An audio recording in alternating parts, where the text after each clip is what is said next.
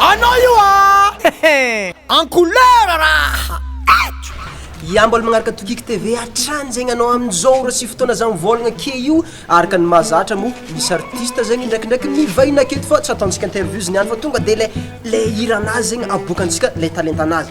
Olo mahay mihira, olo manana talenta, olo manana raha jiaby feky ny olo zegny Ronaldo Santos agnarana anazy. Izy zegny tokony tsanao malaky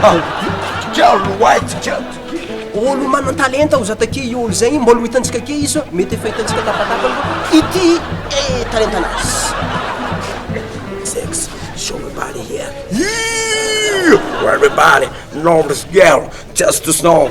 Hitanareo tsy hoe ly clip ivoaka tsy hoe la 1 million album mahira tsisy dika amin'ny fabepiky be io maiza makafiry ok daholo mpandeaka mavoaka tsy hoe la ny album tsisy dika ny titran'io maiza mividy maiza manjify pirate afaka manao gravage an'io satria tsisy dikan'io tsisy problème itanirana banda amilay eo tadidio spectacle mbola tsy hisy fa amin'ny heritaona vo misy ka nahaka nareo natsaka za efa milliardaire aza miasa saina ny titre lira hoa tsisy dika azy mafaka miasa amin'ny pirate ok daholo